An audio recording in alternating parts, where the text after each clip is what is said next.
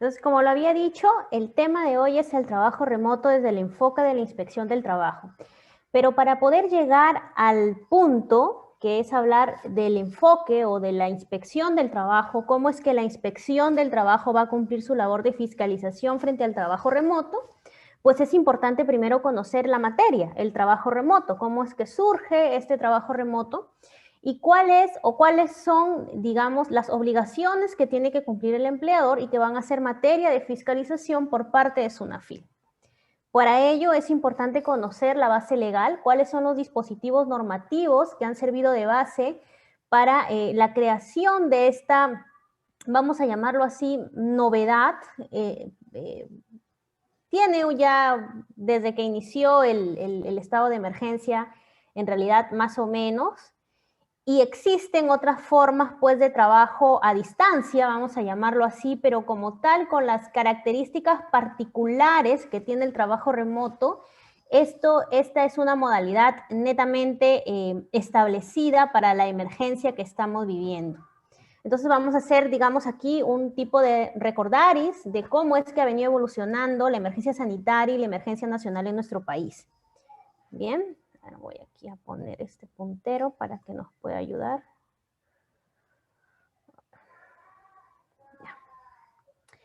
En primer lugar, tenemos el Decreto Supremo 008-2020-SA que declaró por primera vez, digámoslo así, la emergencia sanitaria en nuestro país a consecuencia del brote del COVID-19. Esta emergencia sanitaria fue declarada en un primer momento por 90 días calendario, pero evidentemente, como todos conocemos, esto se ha ido prolongando a través del tiempo y entonces actualmente, ¿no?, ha sido últimamente ampliada a través del Decreto Supremo 031-2020-SA y esta emergencia sanitaria pues está vigente hasta el 7 de marzo del 2021.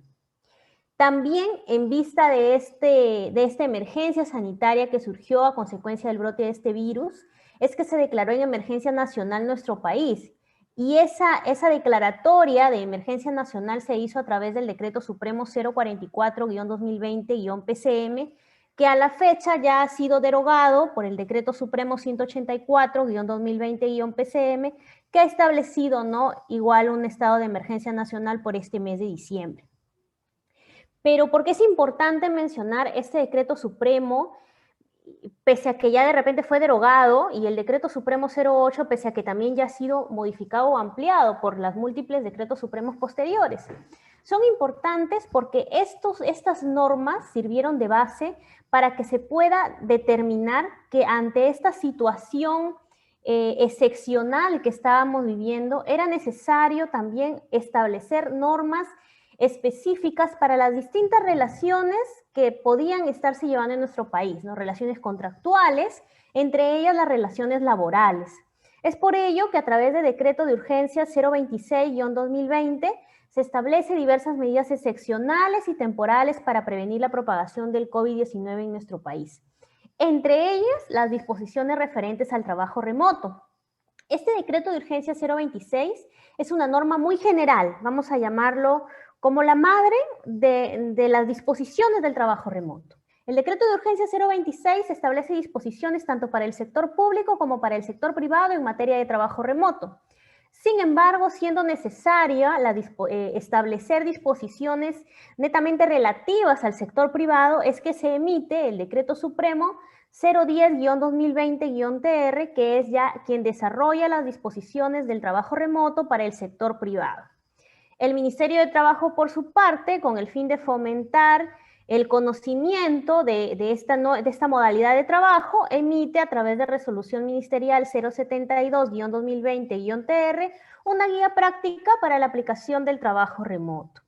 Posteriormente, la ley 31.051 amplía cierta protección para las mujeres gestantes y madres que se encuentran en el periodo de lactancia.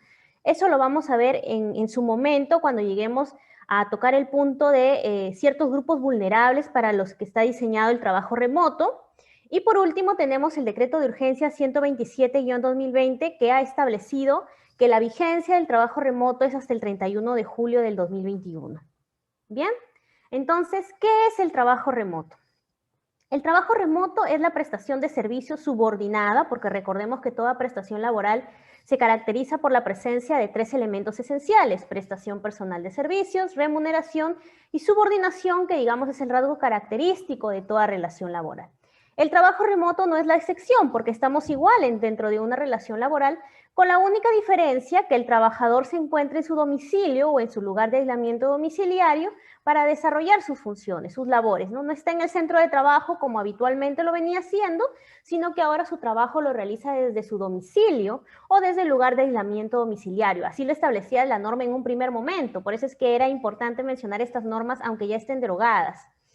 Entonces, y además de ello, este trabajo remoto no se limita, nos dice aquí, como lo pueden ver, no se limita al trabajo que puede ser realizado mediante medios informáticos de telecomunicaciones o análogos, telefonía, internet, entre otros, sino que además se extiende a cualquier tipo de trabajo que no requiera la presencia física del trabajador en el centro de labores. Es una diferencia, por ejemplo, del teletrabajo. El teletrabajo exige que se utilicen las tecnologías de la información para poder desarrollar el trabajo. El trabajo remoto, por el contrario, no. Cualquier actividad que se pueda desarrollar en la que el trabajador pueda desarrollar sus labores fuera del centro de trabajo puede ser sometida a trabajo remoto. Bien, no es necesaria la utilización de medios tecnológicos.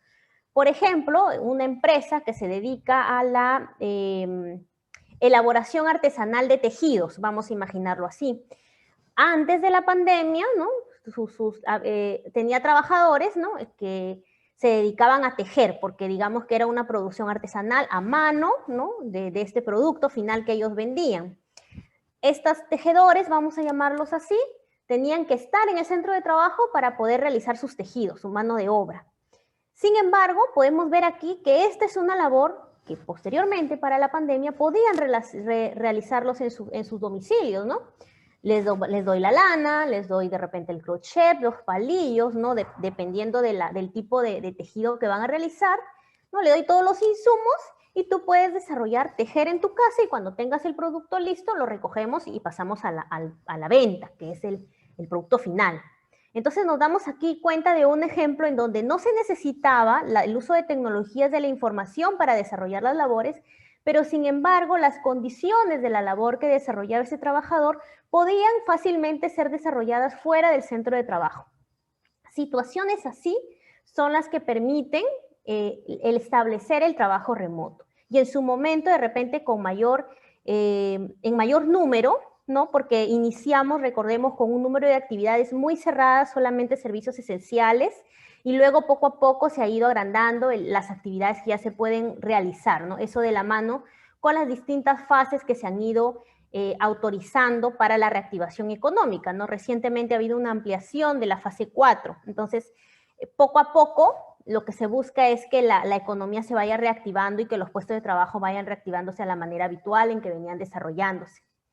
Entonces, hasta aquí podemos entender dos situaciones distintas. El trabajo remoto se podía desarrollar en el domicilio, que era el lugar de residencia habitual del trabajador, pero también se podía realizar en el lugar de aislamiento, que es el lugar en el que se encontraba el trabajador como consecuencia de las medidas de aislamiento social obligatorio.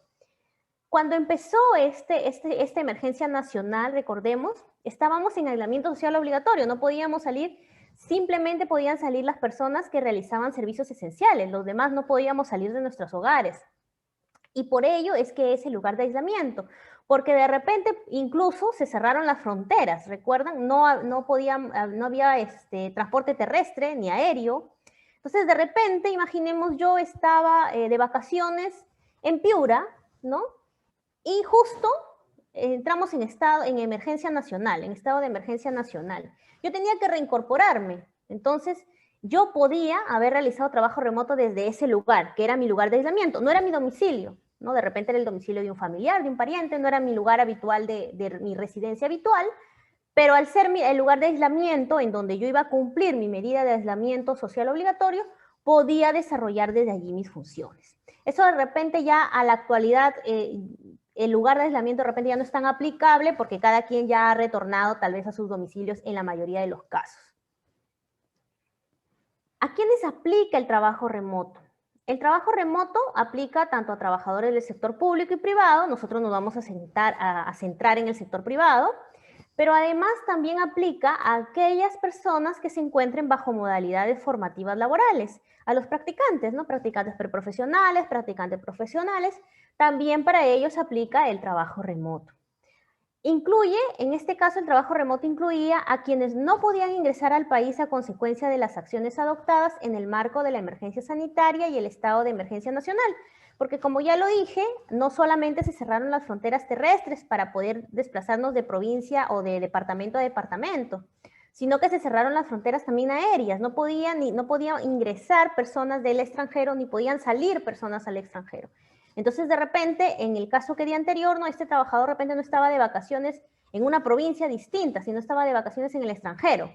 Y como consecuencia de esta acción adoptada por el gobierno de cerrar las fronteras, ya no pudo ingresar a nuestro país. Entonces, desde el país en donde estaba, él podía realizar trabajo remoto, ¿no? A la fecha ya se viene regularizando el tema del ingreso de personas fuera del país al nuestro, e incluso pues no se establecieron brigadas para traer a los compatriotas a nuestro país, ¿no? Pero en ese momento, y si en algún caso hasta ahora podría estar sucediendo, es factible aplicar el trabajo remoto en esta situación. ¿Hasta cuándo se puede aplicar el trabajo remoto? Aquí hay que hacer un antes y un después. Cuando se emite la norma, el decreto de urgencia 026 y el decreto supremo 010-2020, el trabajo remoto estaba ligado con la vigencia de la emergencia sanitaria. ¿Qué quiere decir ello? Quiere decir que la norma nos decía, en tanto dure la emergencia sanitaria, puedes aplicar trabajo remoto. Bien, eso estuvo así hasta cierto momento, hasta que se emite el decreto de urgencia 127-2020, como lo pueden visualizar, y determina expresamente que el trabajo remoto ya va a ser aplicable hasta el 31 de julio del 2021. Es decir, dejó de ir de la mano con la vigencia de la emergencia sanitaria, sino que ya se ha establecido un plazo expreso que ha sido señalado hasta el 31 de julio del 2021. Por el momento, quién sabe, de repente la autoridad competente pueda determinar su ampliación, pero eso pues tendría que igual establecerse a través de alguna norma expresa que así lo señale. Por el momento tenemos trabajo remoto aplicable hasta el 31 de julio del 2021. Y entonces, ¿qué era lo que tiene que hacer o qué tenía que hacer el empleador que quería aplicar el trabajo remoto? Lo primero que tenía que hacer en este caso, bueno, el empleador a través de sus áreas de recursos humanos, era poder hacer una identificación de los puestos. ¿Para qué? Para determinar, ok, este puesto no puede realizar trabajo remoto porque sus labores no puede realizarlas si no está aquí en la oficina, porque de repente necesita la maquinaria que está aquí, ¿no? Los elementos, los implementos que están en el centro de trabajo. Entonces hay ciertas labores que por más que se hubiera querido no se pueden realizar fuera. Por el contrario, ¿no? Pudieron haber determinado, ok, estas son las que no se pueden, pero aquí tengo una relación de ciertos trabajadores que sus labores las pueden desarrollar perfectamente desde su domicilio. Como por ejemplo, no sé, los que son encargados de las áreas de información, tecnologías de la información, dar soporte, mesa de ayuda a los usuarios de la empresa. De repente lo podía hacer desde su domicilio. Los encargados de planilla, por ejemplo, ¿no? De hacer todos los registros en la planilla, teniendo el software, ¿no? Lo podían hacer desde sus domicilios, entre otros. Entonces, así, el empleador tuvo que haber determinado, ¿no? Bueno, el empleador en un sentido general, porque se entiende que a través de su área de recursos humanos, establecer, ¿no? Cuáles eran los puestos o los trabajadores que podían realizar trabajo remoto. Identificado esto, lo que el empleador debía hacer era comunicar al trabajador o trabajadora que se iba a modificar el lugar de la prestación de sus servicios. Bien, entonces, ¿a través de qué? Ya puede ser a través de un soporte físico, es decir, un documento escrito, o puede ser a través de soportes digitales, a través de correos electrónicos, intranet, extranet, aplicaciones de mensajería instantánea, redes sociales u otros, según como se haya determinado por el empleador. Entonces, el empleador debía comunicar a su trabajador que de ahora en adelante, ¿no? Se iba a modificar el lugar de prestación de sus servicios y para que realice sus funciones desde su domicilio. ¿Qué debía contener esta comunicación? En primer lugar, pues, la duración de la aplicación del trabajo remoto, ¿no? A partir de hoy y hasta un periodo de un mes, 2 meses, ¿no? Dependiendo, se va a modificar el lugar de la prestación de servicios.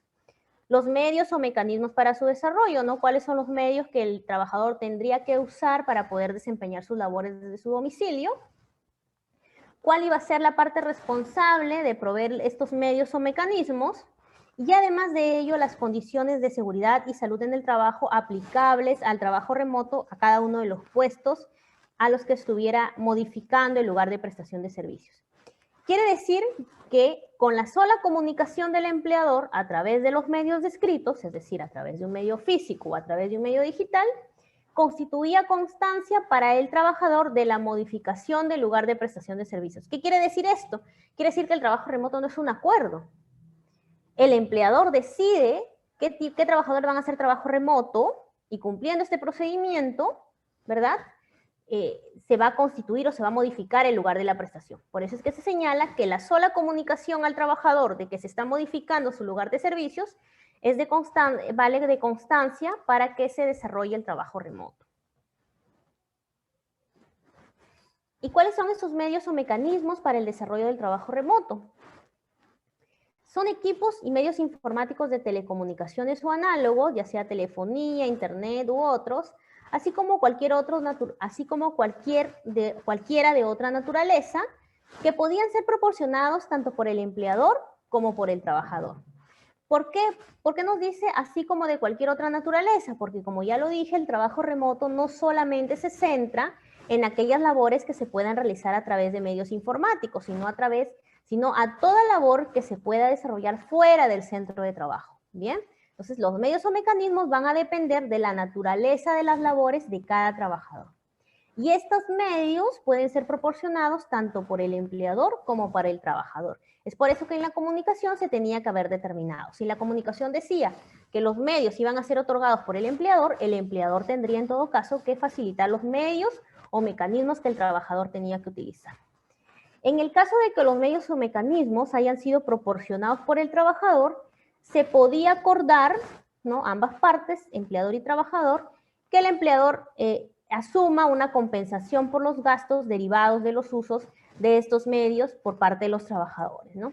Esto estaba sujeto a un acuerdo, ¿no? Es decir, el empleador no tendría la obligación de hacer una compensación por los gastos, ¿no? Entonces, se recomienda en este caso que puedan llegar a un buen acuerdo con los trabajadores a fin pues no de no causar ningún perjuicio ni para el empleador ni para el trabajador, porque recordemos que lo mejor que puede existir en la relación laboral es que ambas partes se sientan conformes para que ambas partes pues puedan desarrollar un trabajo óptimo, el trabajador pueda sentirse seguro de realizar sus funciones, su trabajo, y ello contribuye a tener trabajadores pues competentes, productivos, que contribuyan de esa forma, ¿no? Con el fin, el objetivo de la actividad económica que desarrolla la empresa. Y en este trabajo remoto, tanto el empleador como el trabajador tienen obligaciones y también tienen derechos. Primero vamos a ver cuáles son las obligaciones del empleador o empleador en el caso del trabajo remoto. La primera de ellas es no afectar la naturaleza del vínculo laboral, la remuneración y demás condiciones económicas, salvo aquellas que se encuentren vinculadas a la asistencia al centro de trabajo. ¿Qué quiere decir? Que lo único que va a variar con este trabajo remoto es el lugar de la prestación de servicios. Nada más eso tendría que variar, ¿bien? Si yo soy un trabajador a tiempo indeterminado, ¿no? Y voy a hacer ahora trabajo remoto, eso no quiere decir no quiere decir que mi condición de trabajador indeterminado está peligrando porque ahora realice trabajo remoto. No, porque la naturaleza de mi vínculo laboral no va a variar. Lo único que está variando es el lugar donde yo voy a desarrollar mi servicio. Antes yo iba a mi centro de trabajo, ahora no voy a mi centro de trabajo, sino que mis labores las realizo desde mi domicilio. Entonces, no tiene por qué haber una afectación a la naturaleza del vínculo laboral, ni mucho menos una afectación a la remuneración. Si yo ganaba la remuneración mínima, imaginemos 930, el hecho de que ahora yo haga trabajo remoto no implica una reducción a mi remuneración. Ojo, entonces eso es algo que hay que tener muy claro. Sin embargo, hay una excepción, aquellas condiciones económicas que se encuentren vinculadas a la asistencia. Si, por ejemplo, yo soy un empleador que otorgaba otorgaba una condición, ¿no? Otorgaba un monto de dinero, vamos a imaginarlo, para la asistencia de mi trabajador, ¿no? Para el que cubría el traslado de mi trabajador de su domicilio al centro de trabajo, ¿no? Yo le otorgaba ese beneficio, vamos a decirlo así. Antes de la pandemia, yo le daba a mi trabajador, le reconocí un monto, imaginemos, de 5 soles diarios, ¿no? Para que cubra su traslado desde su domicilio hasta el centro de trabajo. Cuando se hace o se cambia la modalidad y se pasa a trabajo remoto, esta condición económica, por ejemplo, no se debería otorgar porque efectivamente el trabajador ya no está asistiendo a su centro de trabajo. Bien, entonces, digamos que la razonabilidad de la entrega de esa condición ya no se cumple porque ya no hay un traslado del trabajador a su centro de trabajo. Bien, esto en el supuesto de que en efecto se haya estado entregando pues esta condición de manera razonable y que no estemos hablando de repente de una simulación, ¿no? De una semejanza, de un encubrimiento, de entregar una condición de esta naturaleza solo para encubrir una de naturaleza remunerativa en realidad, ¿no? Entonces, en ese supuesto, ¿no? Al no existir, al nunca haber existido la razón para entregar esta condición, tendría que seguirla entregando, ¿no? Pero estamos ahorita pues en el supuesto de una entrega de esta condición de manera correcta. ¿Bien? Comunicar al trabajador la decisión de cambiar el lugar de prestación de los servicios, ya lo dijimos, es lo segundo en realidad que tenía que hacer el empleador una vez identificado su puesto, comunicarle a su trabajador que ahora va a cambiar la modalidad y va a realizar trabajo remoto. Informar al trabajador sobre las medidas, condiciones y recomendaciones de seguridad y salud en el trabajo. Aquí hay que tener en cuenta que los empleadores tienen un deber de prevención frente a sus trabajadores, un deber de prevención en la seguridad y salud en el trabajo. Y así como tiene un sistema de gestión de seguridad y salud en el trabajo en su centro de trabajo, el hecho de que los trabajadores realicen trabajo remoto no implica que los empleadores se van a desentender de las medidas de seguridad de los trabajadores o las medidas que deben seguir sus trabajadores para salvaguardar su vida y su salud. Entonces, por ello es que el empleador debe informar a sus trabajadores cuáles son las medidas, las condiciones, qué recomendaciones debe tomar respecto de la seguridad y salud en el trabajo remoto que está desarrollando. Ya lo vamos a ver en un punto específico más adelante. ¿Bien? Asignar labores al trabajador. Asignar labores al trabajador y establecer los mecanismos de supervisión y reporte durante la jornada laboral. Esto es un punto muy importante para los empleadores.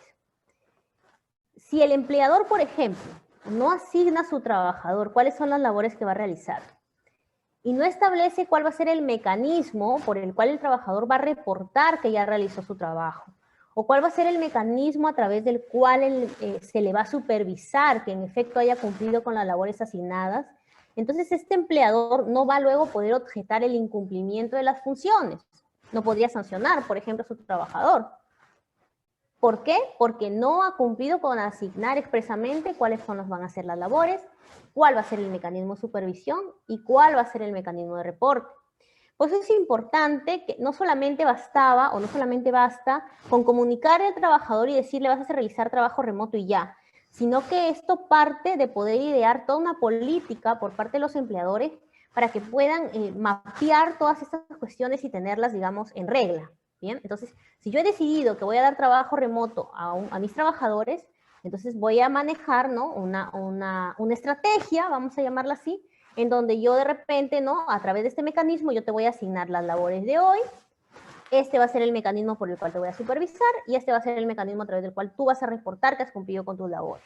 Con ello, empleador y trabajador van a estar tranquilos. El empleador va a estar tranquilo de que el trabajador está cumpliendo con sus labores y el trabajador va a estar tranquilo de que no va a tener ninguna objeción al cumplimiento de sus funciones. ¿Bien? Brindar facilidades para el acceso a sistemas, plataformas o aplicativos informáticos necesarios para el desarrollo de las funciones del trabajador. Imaginemos que yo era la trabajadora que se encargaba de las planillas en el centro de trabajo y ahora me están cambiando y voy a hacer trabajo remoto. ¿Bien? Yo como trabajadora voy a brindar los medios, los mecanismos, yo voy a poner mi laptop, vamos a decirlo así. ¿Bien? Pero el empleador, por su parte, me debe brindar los accesos a sistemas y plataformas, porque Si el empleador, por ejemplo, no me facilita, ¿no?, el acceso al sistema al que yo tengo que ingresar para hacer el registro en el PLAME, en el T-Registro, entonces no voy a poder cumplir con mis funciones. ¿Bien? Entonces, por eso esto es una obligación del empleador, por poder brindar los sistemas y plataformas que el trabajador necesite en el caso de que sus labores estén vinculadas con las tecnologías de la información, así como los accesos necesarios. ¿Bien? Y bajo el mismo supuesto, ¿no?, imaginemos de que yo realizaba, ¿no?, este trabajo de hacer el ingreso de datos al T-Registro, a la planilla, vamos a imaginarlo, ¿bien? Y yo tenía como empleador, y mi empleador tenía todo un sistema, ¿bien? El empleador, al cambiar, al modificar la modalidad de trabajo de presencial a trabajo remoto, de repente, ¿no?, su experto, su área informática le dice, mira, el hecho de que ahora estos accesos se vayan a abrir en distintos domicilios puede implicar un poco de inseguridad a tu sistema. Entonces, ¿qué te parece, no? Si vamos en la medida en que se va a aplicar este trabajo remoto, vamos a crear o a blindar el sistema con mucha más seguridad. Vamos a cambiarnos a un sistema que nos brinde mucho más seguridad, dado que ya no solamente va a ser abierto aquí en el centro de trabajo, sino en otros lugares. Entonces, ¿qué tengo yo si yo hago eso, qué tengo de obligación como empleador? En ese caso, tendré que brindar la capacitación previa a mis trabajadores de estos nuevos sistemas que se están implementando, distintos a los que venía utilizando anteriormente, ¿no? Yo no le podría decir simplemente, mira, ¿sabes qué? Este es el nuevo sistema y cumple con tu trabajo. No, porque ese sistema yo no lo conozco. Yo venía trabajando con otro tipo de sistema. Entonces, el empleador está en la obligación de poder capacitar al trabajador en el caso de que cambie de sistemas, ¿no?, y que estos sean distintos a los que el trabajador venía utilizando de forma habitual antes de la modificación al trabajo remoto. Otra de las obligaciones, y en realidad es una de las últimas, vamos a llamarlas así, incorporadas a través del decreto de urgencia 127, es respetar el derecho a la desconexión digital. Bien, para ello nos vamos a adelantar un poco a qué es la desconexión digital. Antes de esta precisión, el Perú no tenía regulada la desconexión digital como tal. ¿Qué es la desconexión digital? La desconexión digital es un derecho que le asiste al trabajador, en este caso estamos hablando de trabajadores que realizan trabajo remoto, a desconectarse de los medios informáticos, de telecomunicaciones y análogos utilizados para la prestación de servicios durante sus días de descanso, durante licencias y periodos de suspensión de la relación laboral. Si yo, por ejemplo, estoy canalizando toda la información a través de WhatsApp, imaginemos, ¿no? Mi jornada es de 8:30 a 4:30. Todo lo canalizamos por WhatsApp. WhatsApp. Yo descanso sábado y domingo. ¿Qué quiere decir este derecho a la desconexión digital? Que yo tengo el derecho como trabajador a desconectarme, en este caso, ¿cuál es el medio? Mi teléfono, el internet, ¿no?, el WhatsApp, durante mis días de descanso, porque, valga la redundancia, mis días de descanso son para descansar, ¿no?, y no para abrumarme con temas de labores. Entonces, yo tengo el derecho a, durante estos periodos, desconectarme de los medios informáticos por los que esté utilizando para la prestación de mis servicios. Bien, y aquí hay un punto especial para el caso de los trabajadores no sujetos a jornada máxima. Aquí hay que tener en cuenta que la jornada máxima de trabajo es un derecho constitucionalmente reconocido para todos los trabajadores, que nos señala que la jornada máxima ordinaria de trabajo no puede exceder de las 8 horas diarias ni de las 48 horas semanales. Sin embargo, ¿no?, la excepción no están o no se rigen, digamos, por esta jornada máxima ordinaria los trabajadores no sujetos a la subjornada máxima, y esos son 3 grupos en específico: los trabajadores de dirección, los trabajadores no sujetos a fiscalización y los trabajadores que realizan servicios intermitentes. Entonces, respecto de este tipo de trabajadores, también se ha establecido que tengan derecho a la desconexión digital. ¿Y qué nos señala? Que para estos grupos de trabajadores, esta desconexión digital debe ser de al menos 12 horas continuas en un periodo de 24. Además de también gozar de la desconexión digital durante los días de descanso, licencias y periodos de suspensión de la relación laboral. Entonces, eso es la desconexión digital, es el derecho que asiste al trabajador de desconectarse de los medios utilizados para la prestación de servicios durante estos momentos. ¿Bien?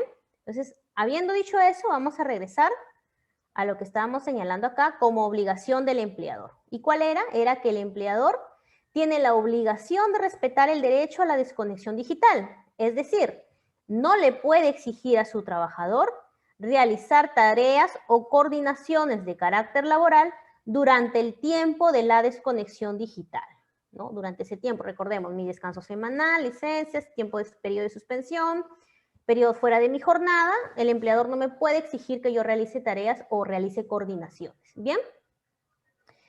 Y como consecuencia, ¿no? Observar las disposiciones sobre jornada máxima de trabajo que resulten aplicables conforme a las normas del régimen laboral correspondiente. Entonces, esas son las obligaciones que debe cumplir el empleador en materia del trabajo remoto. Pero así como el empleador tiene obligaciones, el trabajador también tiene obligaciones, ¿no? Los trabajadores, así como tienen derechos, derecho a la desconexión digital, también tienen obligaciones. ¿Cuáles son ellas? Entre ellas tenemos, por ejemplo, cumplir con la normativa vigente sobre seguridad de información, protección y confidencialidad de datos. ¿Qué decíamos acá respecto de la obligación del empleador? Decíamos que el empleador tiene la obligación de brindar facilidades para el acceso, ¿cierto? Para el acceso a los sistemas, a las plataformas, con el fin de que los trabajadores puedan realizar su trabajo de forma óptima. Pero esta obligación del empleador va de la mano también con la obligación del trabajador de guardar la confidencialidad de los datos que le son entregados. Yo estoy confiando en mi trabajador, en que él desde su domicilio, tal vez sin que yo pueda de alguna manera inmediata verificar, ¿no? Yo le estoy confiando datos, le estoy confiando información que él va a tener de repente en su computadora privada, que él va a tener en su domicilio. Entonces, el trabajador está en la obligación de respetar la confidencialidad de estos datos y guardar la reserva y protección debida del caso. ¿Bien? Además de ello, el trabajador tiene obligación de cumplir con las medidas y condiciones de seguridad y salud en el trabajo. Recuerden, era una obligación del empleador emitir a sus trabajadores recomendaciones, ¿no? en aras de su seguridad y su salud. Entonces, el trabajador tiene la obligación de cumplir estas recomendaciones que le dé su empleador. Estar disponible durante la jornada de trabajo para las coordinaciones de carácter laboral que resulten necesarias. Ya lo vamos a ver en las siguientes láminas. La jornada de trabajo, pues, es ese tiempo en que el trabajador está a disposición de su empleado. Es el tiempo en que el trabajador está alerta de las situaciones o de las coordinaciones que su empleador quiere hacer con él, porque está dentro de su jornada de trabajo.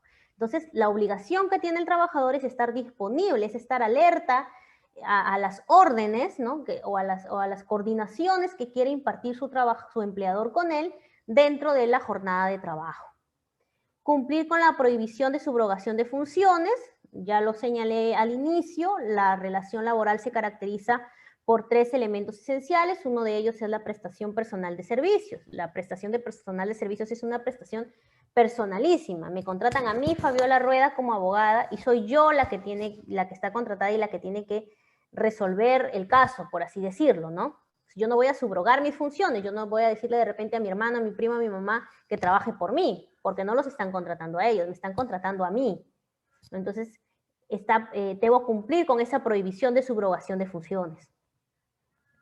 Entregar o reportar el trabajo encargado en los horarios establecidos por el empleador dentro de la jornada laboral. Por eso era importante lo que decíamos respecto de las obligaciones del empleador, que era que debe asignar las labores a su trabajador. Porque si yo no le asigno las labores y yo no le expreso cuáles son los mecanismos de supervisión ni cuáles son los mecanismos de reporte, entonces el trabajador no va a poder cumplir o puede objetar el cumplimiento en la entrega y el reporte del trabajo encargado por sus empleadores. Entonces, por eso es importante que el empleador establezca la forma cómo es que va a dar cómo es que va a impartir las órdenes a sus trabajadores. Bien. Participar de los programas de capacitación que disponga el empleador. Esto es una obligación que no viene con el trabajo remoto en realidad, viene desde mucho antes. El trabajador está en la obligación de participar de los programas de capacitación que imparta su empleador. Y también el informar cualquier desperfecto en los medios o mecanismos para el desarrollo del trabajo remoto, ¿no? Si a mí, por ejemplo, si yo trabajo con un sistema, ¿no? Y trabajo, imaginemos, de 8 a 4, ¿no? Y a las 10 se va el sistema, ¿no? Y a mí mi empleador me ha dicho que yo debo reportar a las 3:30 mi avance en el sistema. A las 10 se me fue el sistema y yo no dije nada, nunca comuniqué a mi empleador. No voy a poder hacer mi reporte, ¿bien? Y eso va a impedir que yo pueda llevar, como se ha establecido, ¿no? O de buena forma, mi trabajo. Entonces, por eso es que el trabajador está en la obligación de comunicar cualquier desperfecto a los medios o mecanismos para que pueda desarrollar sus labores en el trabajo remoto. Esto ya lo vimos.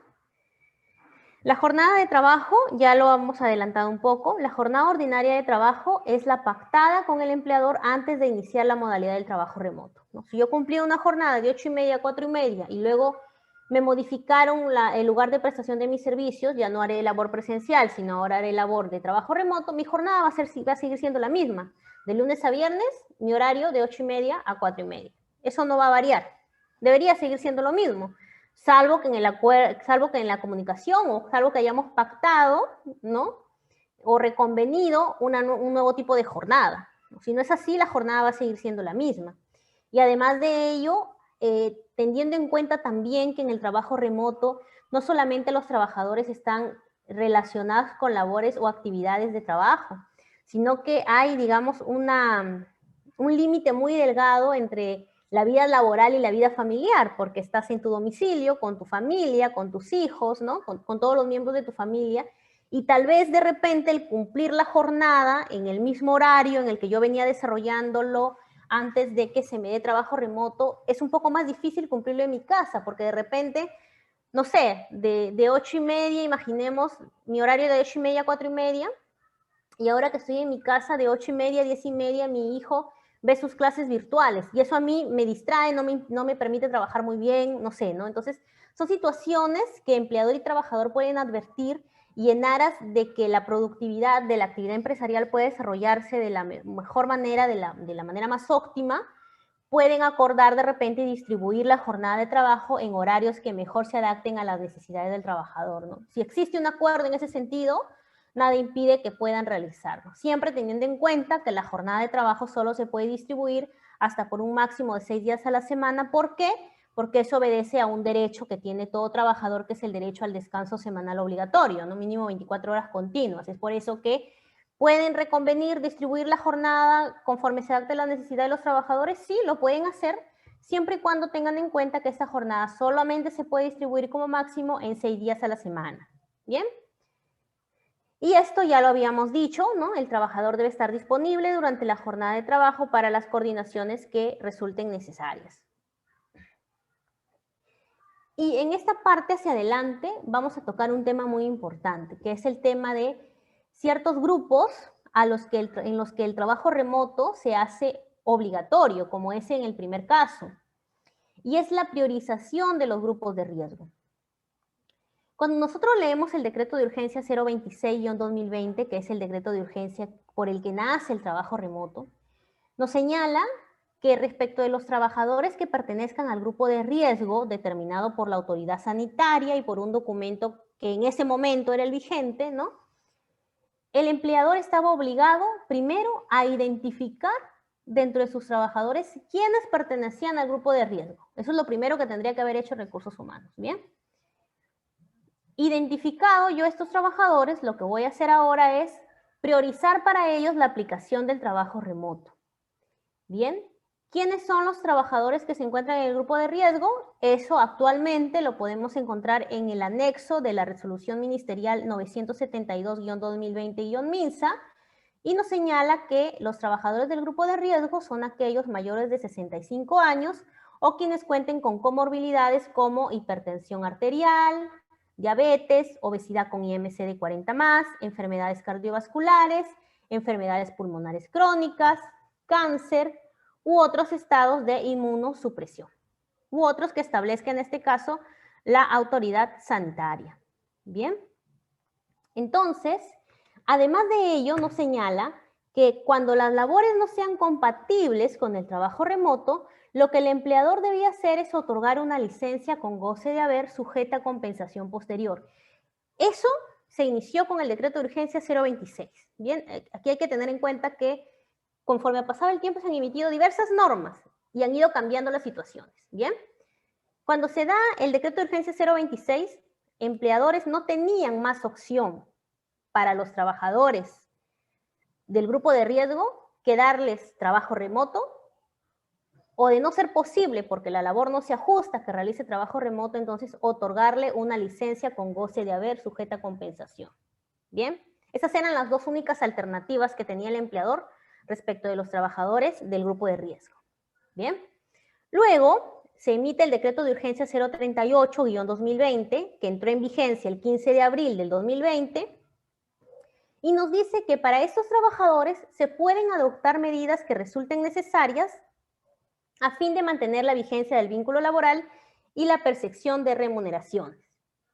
Y este decreto de urgencia tiene un decreto supremo como reglamento, el decreto supremo 011-2020, que señala, por ejemplo, que entre estas medidas que se pueden adoptar era otorgar las vacaciones adquiridas y no gozadas, acordar adelanto de vacaciones, acordar reducción de remuneración o de jornada, ciertas medidas que se podían adoptar, ¿no? Si es que de repente se llegaba a un acuerdo con el trabajador y se firmaba este tipo de acuerdo, podían hacerlo. Pero si no se llegaba a ningún acuerdo, entonces lo único que de nuevo quedaba era otorgarle la licencia con goce de haber. Entonces, digamos que esas son las alternativas con las que se puede jugar para los trabajadores del grupo de riesgo. O trabajo remoto, o licencia con goce de haber, o cualquiera de las alternativas que están en el artículo 4 del Decreto Supremo 011-2020, y si no acuerdo ninguna de esas alternativas, entonces finalmente tendré que darle licencia con goce de haber si es que no le puedo dar trabajo remoto. ¿Bien? Entonces, no está permitido de manera unilateral otorgar licencias sin goce de haber. Ojo, esa es una característica muy particular. Y tampoco se les debe dar a los trabajadores con grupo de riesgo suspensión perfecta de labores. No tendrían por qué hacerlo. Si lo incluyen, muy probablemente pueda que se deje sin efecto, porque recuerden que pueden aplicar la suspensión perfecta, pero finalmente la autoridad administrativa de trabajo determinará si corresponde o no corresponde. ¿Bien? Y siguiendo la línea de esta línea cronológica, ¿no?, de lo que sucedía con los trabajadores de grupo de riesgo, ya lo había dicho, hasta aquí, como lo han podido observar, no había forma que un trabajador de grupo de riesgo regrese de manera presencial a laborar. No la había, ¿no? O le doy trabajo remoto, le doy licencia o acuerdo de repente alguna otra medida, pero bajo ninguna circunstancia ese trabajador que pertenecía al grupo de riesgo podía retornar a labores presenciales. ¿Bien?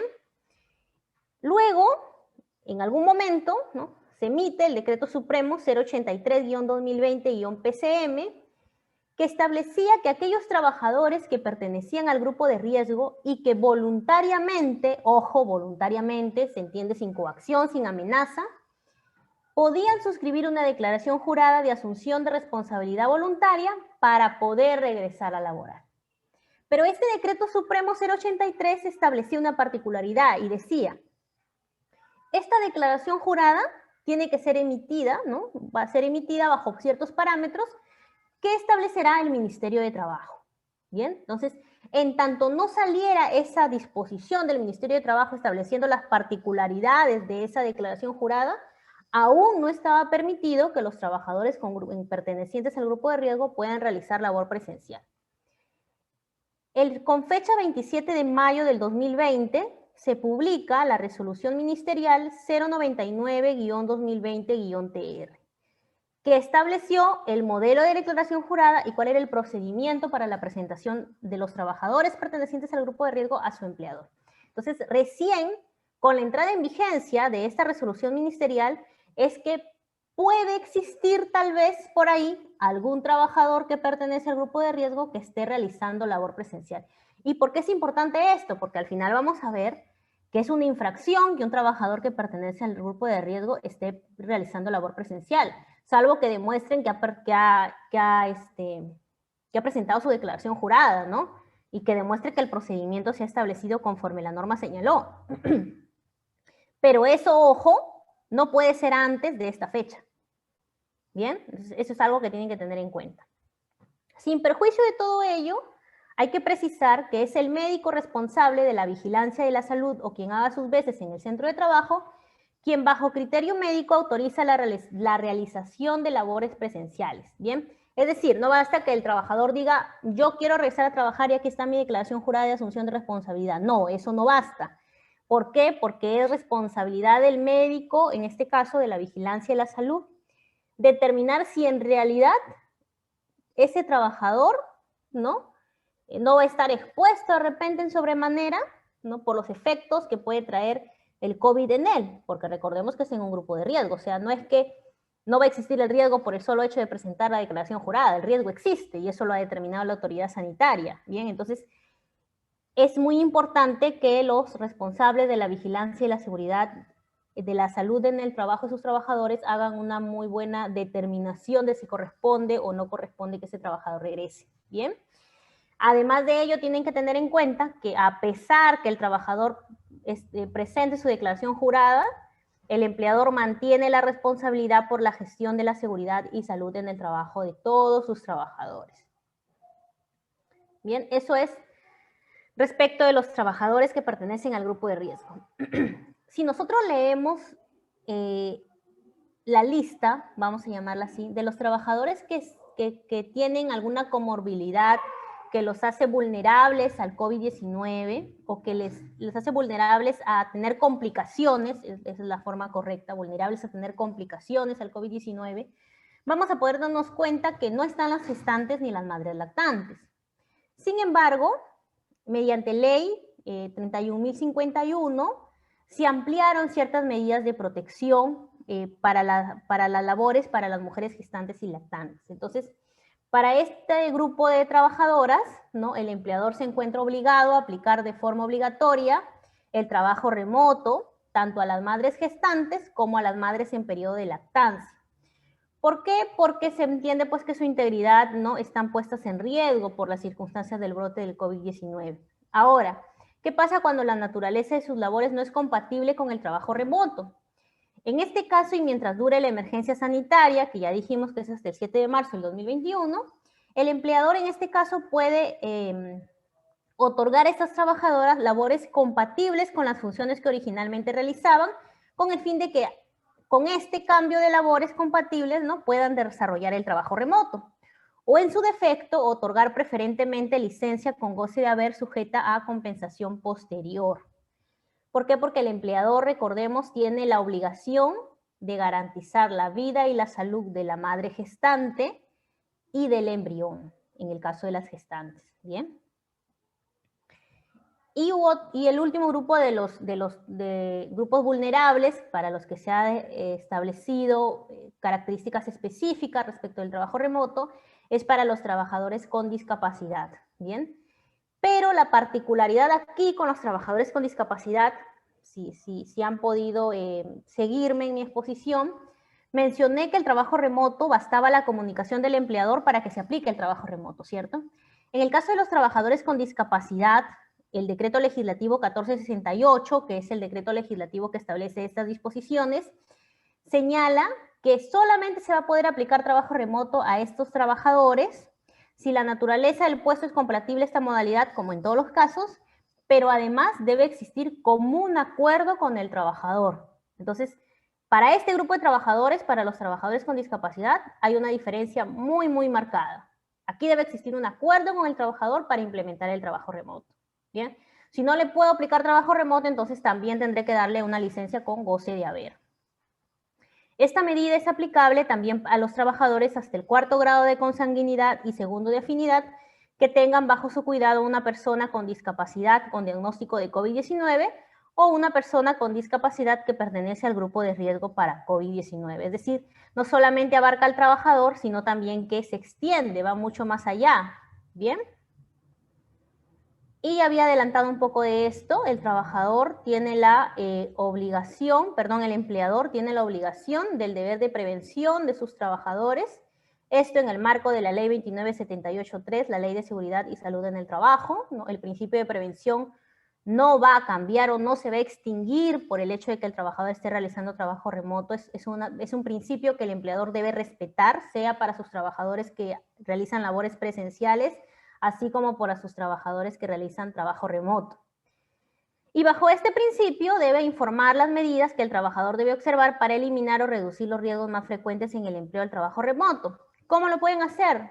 Ahora que se están usando mucho las tecnologías, por ejemplo, pueden enviar constantemente infografías, recomendaciones respecto de cuáles son los riesgos que pueden reducir o eliminar, ¿no?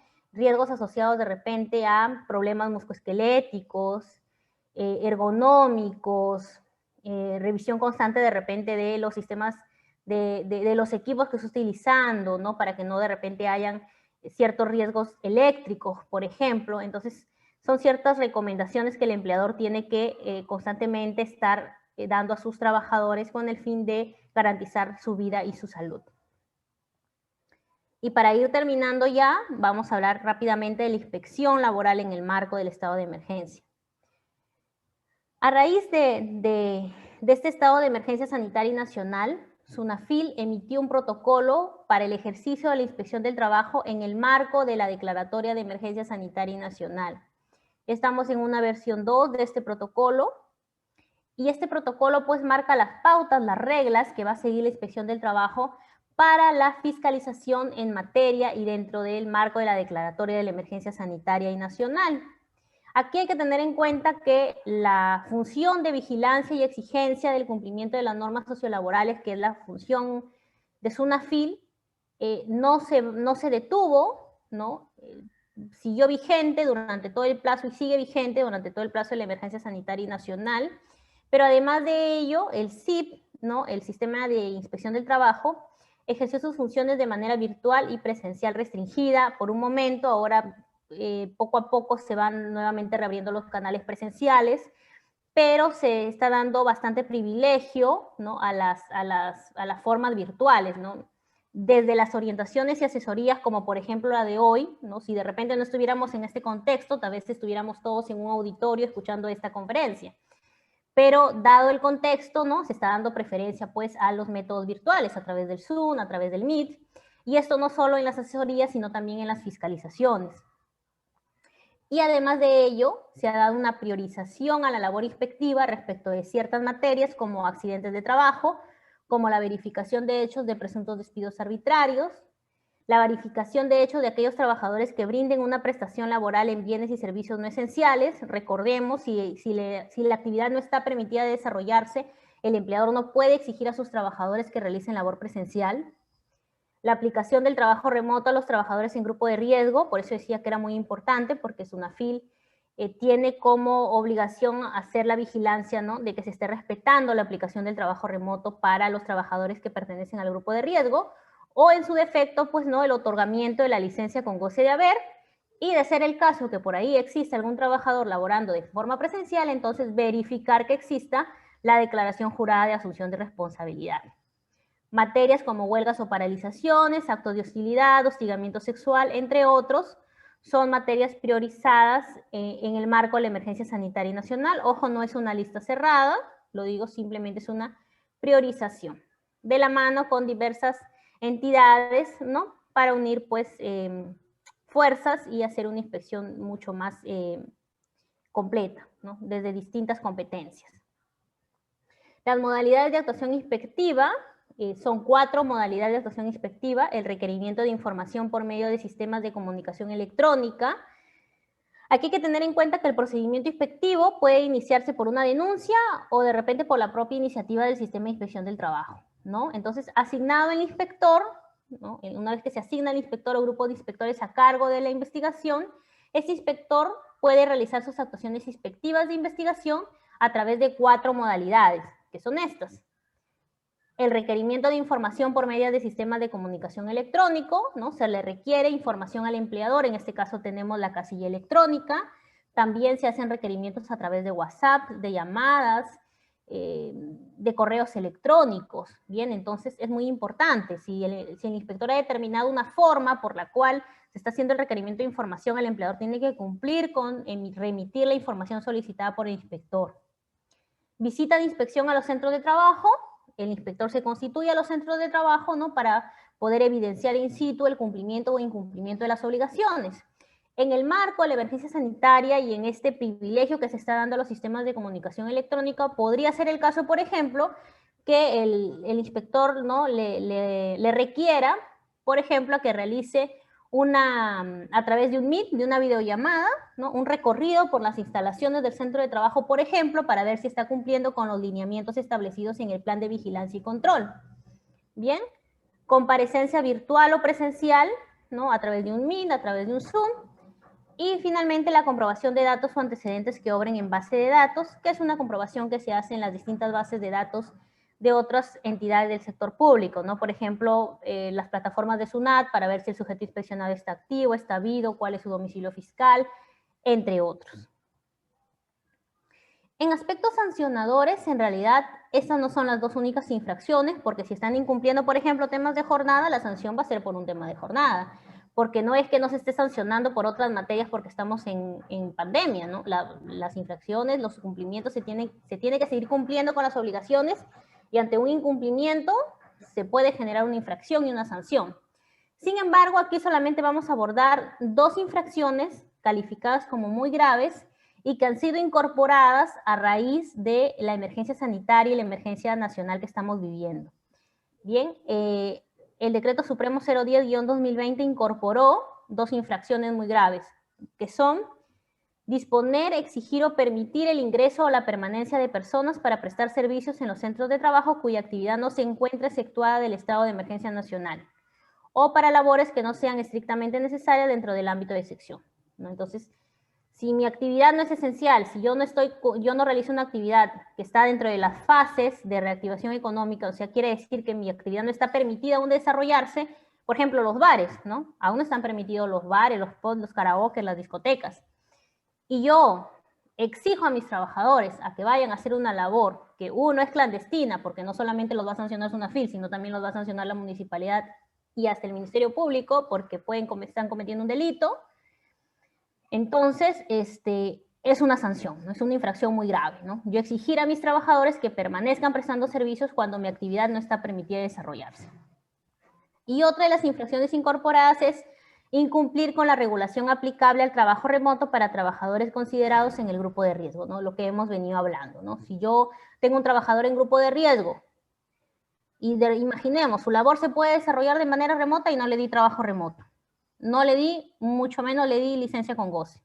No quise acordar con él ninguna otra adopción de una medida. Y mucho menos él quiere ir a trabajar de forma voluntaria y no me ha presentado una declaración jurada de asunción de responsabilidad y por tanto ni siquiera cumplí el procedimiento para la presentación de ella, entonces estoy cometiendo una infracción muy grave porque ese trabajador no debe estar laborando de manera presencial, debe estar o en trabajo remoto o con licencia con goce de haber. Entonces, estas son las dos infracciones que se han incorporado a la lista de infracciones al reglamento de la Ley General de Inspección del Trabajo en el marco de la emergencia sanitaria. Y finalmente, esta es nuestra tabla de multas para que tengan conocimiento. Las sanciones, finalmente, que SUNAFIL aplica es en base a 3 criterios: al tipo de empresa, si es microempresa, pequeña empresa o no MIPE, a la gravedad de la infracción, si es leve, grave o muy grave, y al número de trabajadores afectados.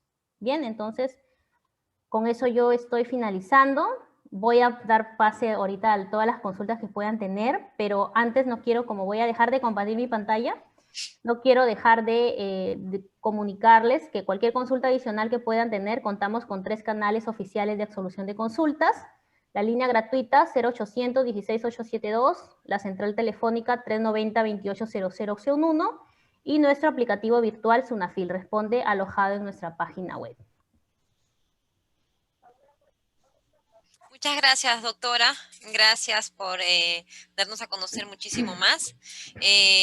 Si tienen alguna pregunta, alguna duda, por favor agradeceré que lo puedan plasmar en el chat del Zoom para que la doctora Fabiola pueda absolver todas las dudas que puedan ustedes tener. Asimismo, reitero por favor que agreguen sus datos completos para poder hacer el envío de todos los certificados también en el chat del Zoom. ¿Alguna consulta, alguna duda que tengan ustedes hasta aquí?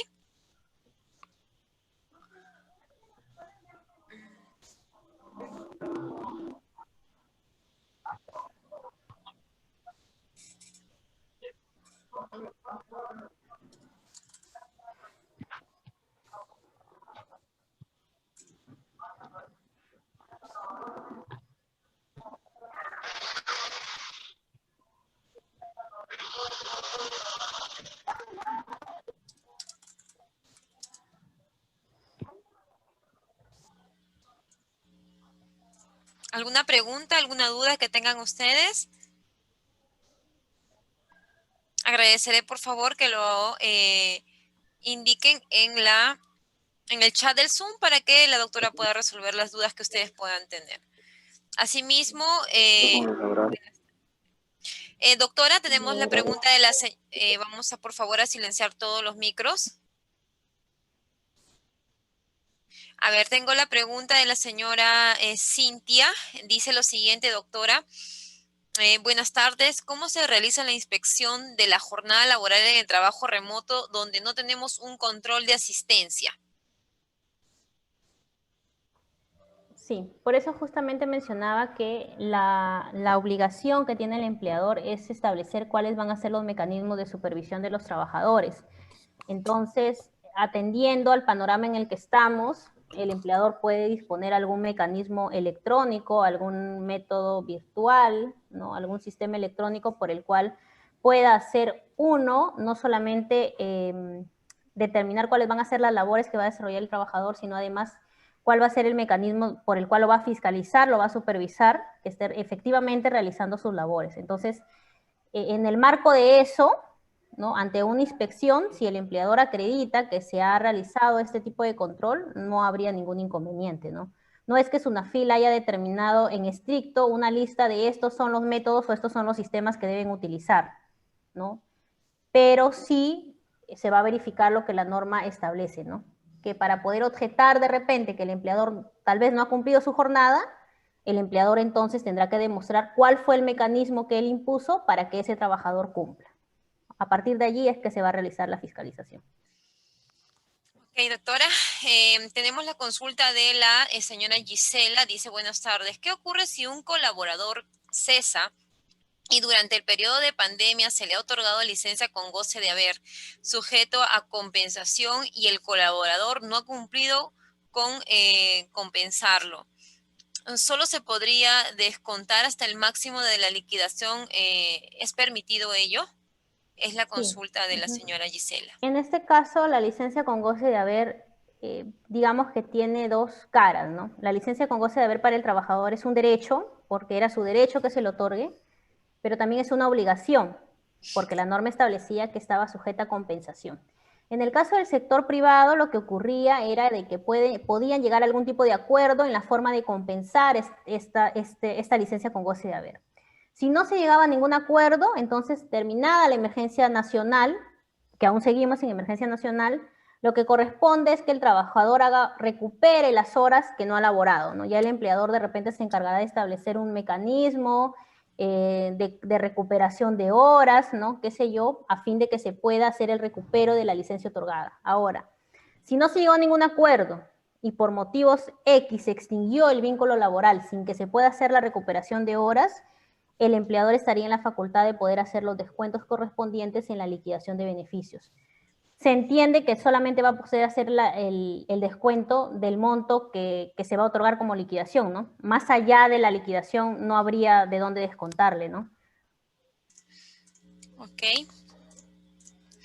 La siguiente pregunta es del señor George Lozano. Indica lo siguiente. Buenas tardes. En relación a lo que ocurrió con los agrarios y que pasó con la presencia de SUNAFIL en ese sector, ¿hubo fiscalización o no? Bueno, es una consulta que está haciendo el señor Lozano, ¿no?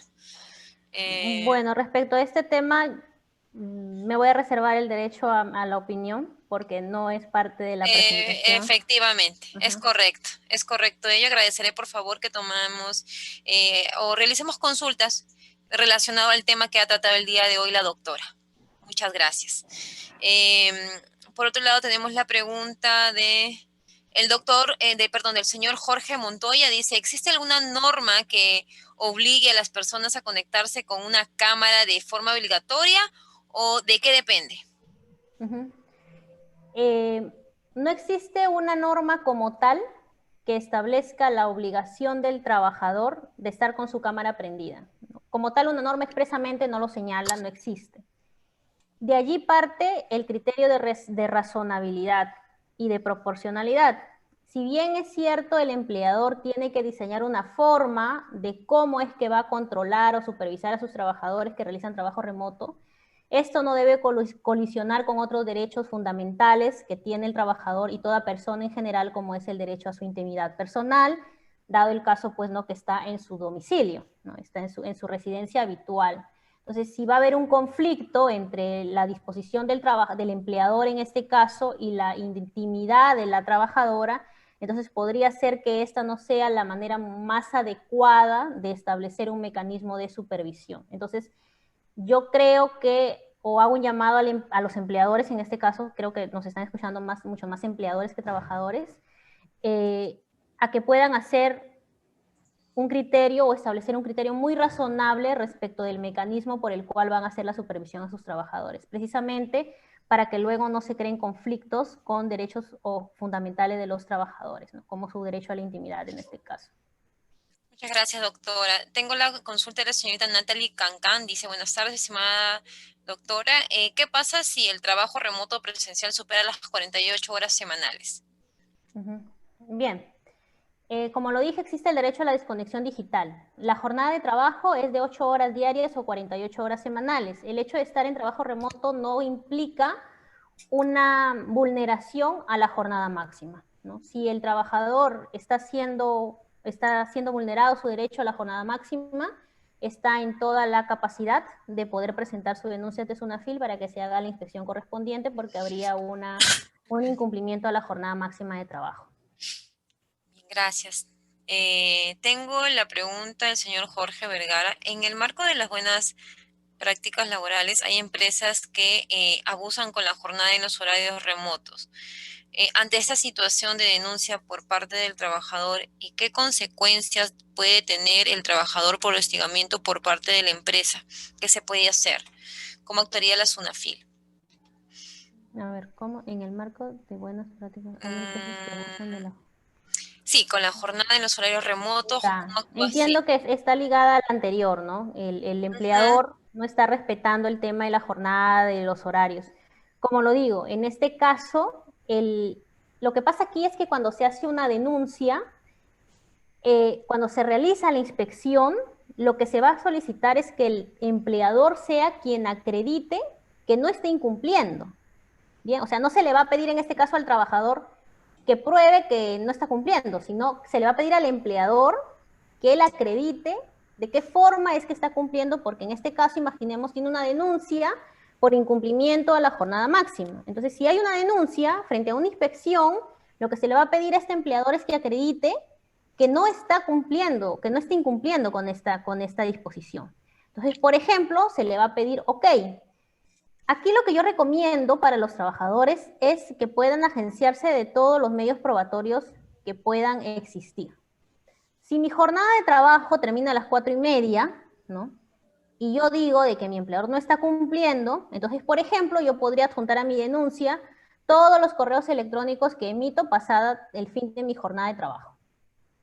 Si las disposiciones o los acuerdos se hacen vía WhatsApp, todos los pantallazos de WhatsApp de que no están respetando mi derecho a la desconexión digital, porque mi jornada ya terminó 4:30 y sin embargo yo tengo a mi jefe a las 5:30, a las 6:30, a las 7, a las 8, a las 9 de la noche, diciéndome que por favor le envíe un informe, le envíe un proyecto, ¿no? Dependiendo de la labor que realice. Entonces, a medida de que existan mucho más pruebas o mucho más medios probatorios que puedan acreditar esto, se va de repente poder realizar una inspección mucho más satisfactoria. Lo que no quiere decir de que si no presento pruebas no se va a llevar a cabo la inspección. Eso no, igual la inspección se va a llevar a cabo. Y el empleador en todo caso tendrá que demostrar que está haciendo respeto de la jornada máxima de trabajo. Por eso es que es la importancia de que el empleador al momento de comunicar que se está modificando de trabajo presencial a trabajo remoto, establezca cuál es el mecanismo por el cual va a supervisar a sus trabajadores. Porque si yo no lo hago como empleador, luego no voy a poder imputarle a mi trabajador incumplimiento de sus funciones, porque nunca le dije la forma en que él va a reportar y nunca le dije la forma en que lo voy a supervisar. Muy bien, doctora.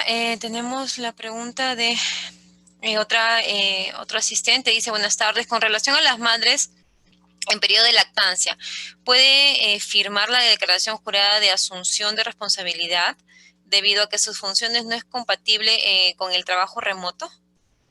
Bien, en este caso, como lo había mencionado, respecto tanto de la madre gestante como de las que están en periodo de lactancia, si no se puede aplicar el trabajo remoto, el empleador antes de disponer, o sea, el trabajo presencial, veámoslo como la última opción, ¿no? Lo último que puede haber es que labore de manera presencial, porque no existió ninguna otra forma, por más que quise, de que no asistas presencialmente. Entonces, en ese marco, si mis labores no se ajustan al trabajo remoto, lo que el empleador puede hacer en primer lugar es derivarme o darme funciones semejantes de repente a las que yo hacía y que sí se puedan acondicionar al trabajo remoto. O en su defecto, darme una licencia con goce de haber sujeta a compensación, ¿no?